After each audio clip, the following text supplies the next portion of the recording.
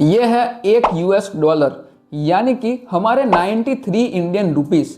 क्या आपको पता है इन दोनों में कैसे कनेक्शन हुआ या फिर इनकी वैल्यू कैसे घटती है और बढ़ती है? अगर मैं आपसे एक सिंपल सा क्वेश्चन पूछूं कि ये क्या है, तो आप में से कई सारे लोग बोलोगे ये है 100 रुपये की नोट या फिर स्टोरेज ऑफ वैल्यू या मीडियम ऑफ एक्सचेंज। पर इनमें से ये कुछ भी नहीं है, क्योंकि अगर आज रात को हमारे प्राइम मिनिस्टर टीवी पर आए और बोले कि कल से ये 100 रुपये की नोट नहीं चलेगी और उसकी जगह नई नोट आने वाली है, तो आप इसको कागज के टुकड़े की तरह वैल्यूएशन दोगे, यानी कि आपके लिए ये सिर्फ कागज का टुकड़ा बन जाएगा जब तक आप इसे एक्सचेंज करके नई नोट ना ले आओ। आज की इस वीडियो में हम जानने वाले हैं कि ओरिजिनली इसकी वैल्यूएशन क्या है, यानी इसकी वैल्यूएशन किस पे डिपेंड करती है और इसका और यूएस डॉलर का क्या रिलेशन है, हमारी पास्ट की सारी करेंसी सिस्टम कैसे वर्क करती थी और ये कैसे डॉलर के साथ लिंक हुई। आप सभी ने टीवी या फिर कार्टून में देखा होगा कि नॉर्मली पहले के समय में जब राजा महाराजा थे तब सोने और चांदी के सोना मोहर होती थी, यानी कि गोल्ड और सिल्वर के कॉइन्स होते थे जिसका यूज करके उस टाइम पे ट्रेड होता था, जो अभी नहीं होता है। अगर मैं आपसे कहूँ कि उसके पहले भी कई सारी सिस्टम एग्जिस्ट करती थी ट्रेडिंग के लिए, यानी कि कुछ भी खरीदने की या फिर बेचने के लिए। आइए चलते हैं इस वीडियो में आगे। यानी कि सबसे पहली सिस्टम जो थी बार्टर सिस्टम, यानी कि नॉर्मल एक एक्सचेंज सिस्टम जिसमें या फिर पैसे या फिर वो कुछ और नहीं था जिससे आप एक्सचेंज करके कुछ खरीदो या फिर बेचो, पर आपको कोई भी चीज़ एक्सचेंज करनी पड़ती थी दूसरे आदमी या फिर दूसरे पर्सन के साथ में। जैसे अगर आपके पास बहुत सारी गाय या फिर भैंस है पर उसको खिलाने के लिए चारा एक लिमिटेड अमाउंट में है, तो आप क्या करोगे, दूसरे किसी इंसान के पास से चारा लाओगे, उसके बदले उसको दोगे अपने भैंस का दूध, यानी कि आप कोई भी दो चीज़ों का एक्सचेंज करोगे जो एक दूसरे को ज़रूरत होती है वो। ये सिस्टम कई सालों तक पहले चली, पर उसमें सबसे पहली लिमिटेशन ये थी कि ये सिस्टम में कोई एक वैल्यूएशन फिक्स नहीं थी, यानी मैं इतनी घास दूंगा तो तू मुझे इतना दूध देगा, ऐसी कोई फिक्स वैल्यूएशन नहीं थी, जिसके कारण ये सिस्टम कोलैप्स हो गई। और दूसरा एक कारण ये था कि एक ही समय पर दोनों को वो अपोजिट चीज़ की ज़रूरत होगी, ये भी कोई फिक्स नहीं था। इसके कारण ये सिस्टम लंबे समय तक नहीं चल पाई। और उसके बाद आई गोल्ड और सिल्वर के कॉइन वाली सिस्टम, यानी कि कमोडिटी सिस्टम, जिसमें क्या होता था, नॉर्मली सोने और चांदी के सिक्के यूज़ होते थे नॉर्मली एक्सचेंज के तौर पर, जिससे यूज़ करके आप कोई भी चीज़ मार्केट से खरीद सकते थे या फिर बेच सकते थे। पर यह सिस्टम भी कुछ लिमिटेशन के साथ आई, जैसे कि गोल्ड और सिल्वर का सप्लाई बहुत लिमिटेड होता था, उसकी सेफ्टी भी बहुत लिमिटेड होती थी, यानी कि उसको सेफ रखना भी बहुत मुश्किल था और ट्रांसपोर्टेशन में भी बहुत मुश्किल ही आती थी इन तरह की चीज़ों को रखने में। इसके कारण ये सिस्टम बहुत देर तक नहीं टिक पाई, बल्कि ये सिस्टम बहुत लॉन्ग टाइम तक चली, पर इसको कंटिन्यू करना अब मुश्किल हो रहा था आगे के मॉडर्न ज़माने में। गोल्ड और सिल्वर जैसी कमोडिटी मार्केट की सारी लिमिटेशन को दूर करने के लिए एक नई सिस्टम मार्केट में आई, वो थी banking and paper money system, जो सबसे पहले चाइना में एस्टेब्लिश हुई।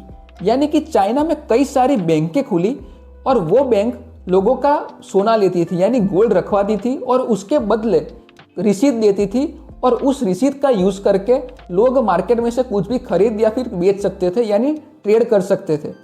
ये सिस्टम हमारी मॉडर्न करेंसी की ओर बनने की एक पहली सिस्टम थी, यानी कि इसको वर्ल्ड वाइड सभी कंट्री ने एक्सेप्ट किया और अपने देश में अपनी अपनी करेंसी यानी कि अपनी अपनी रसीद बनाई। ये रसीद और कुछ नहीं पर उस टाइम का पैसा ही थी। धीरे धीरे इसकी भी कई सारी लिमिटेशन आई, जैसे कि मार्केट में सोना यानी गोल्ड बहुत लिमिटेड अमाउंट में था, जिससे क्या होता था, इकोनॉमी स्लो डाउन आ जाता था और ग्रोथ भी बहुत रिस्ट्रिक्टेड रहती थी। और इतने में ही आ जाता है वर्ल्ड वॉर 1, यानी दो super power Alice and central के बीच में हो गया सबसे बड़ी वॉर, यानी कि वर्ल्ड वॉर 1, जिससे क्या हुआ कि वर्ल्ड वॉर 1 जीता अलाइस, यानी कि यूएस या इंग्लैंड जैसी पावरफुल कंट्री, जिसमें यूज होता था उस टाइम पे डॉलर, यानी कि डॉलर का डोमिनेंस हुआ। यूएसए ने अपनी पावर का यूज करके 44 कंट्री को साइन करवाया एक अग्रीमेंट, यानी कि ब्रिटन वुड अग्रीमेंट, जो 1944 में साइन हुआ।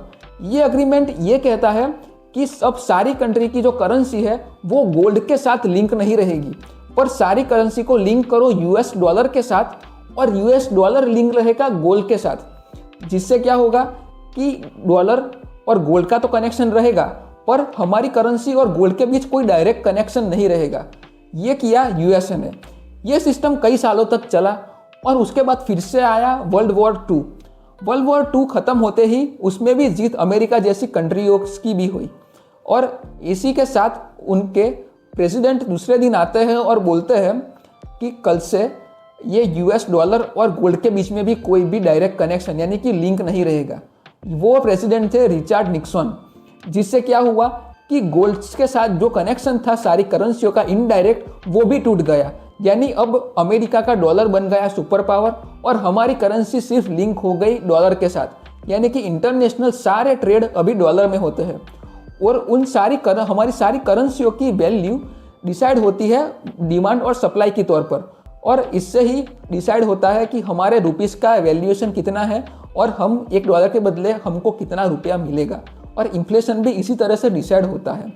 आप सभी ने एक टर्म सुना होगा फिएट करेंसी। फिएट करेंसी, वो फिएट करेंसी और कुछ भी नहीं पर डॉलर, यानी कि जो भी करेंसी गोल्ड के साथ लिंक नहीं है डायरेक्टली, उसे कहते हैं फिएट करेंसी। आपके मन में सवाल होगा कि हमारी ये 100 रुपए की नोट यानी कि कोई भी मनी की वैल्यूएशन क्या है? उसकी वैल्यूएशन है सिर्फ ट्रस्ट, यानी कि हमारी गवर्नमेंट पर हमारा ट्रस्ट, यही इसकी वैल्यूएशन है। क्योंकि इस पर खुद लिखा है कि मैं धारकों को 100 रुपया देने का वचन देता हूँ, यानी कि I promise to pay the bearer the sum of 100 rupees. यानी आपको सिर्फ अपनी गवर्नमेंट पर भरोसा रखना है कि वो आपको इसकी वैल्यूएशन का 100 रुपया देंगे, यानी कि इसकी कोई back of the intrinsic value नहीं है, पर सिर्फ अपनी गवर्नमेंट पर एक ट्रस्ट, एक भरोसा है। आप बोलोगे सिर्फ गवर्नमेंट पर, तो फिर गवर्नमेंट को किस पर ट्रस्ट है? गवर्नमेंट पर को ट्रस्ट है यूएस डॉलर पे, क्योंकि सारी कंट्री के मनी डिसाइड होते हैं कंपेरेटिव टू यूएस डॉलर। इसी तरह से ये मॉडर्न सारी करेंसी सिस्टम एग्जिस्टेंस में आई, तब से वैसी की वैसी ही ये चल रही है। अगर आपको इस वीडियो में से कोई भी वैल्यू मिली हो तो आप लाइक, शेयर एंड सब्सक्राइब कर सकते हो। Thank you.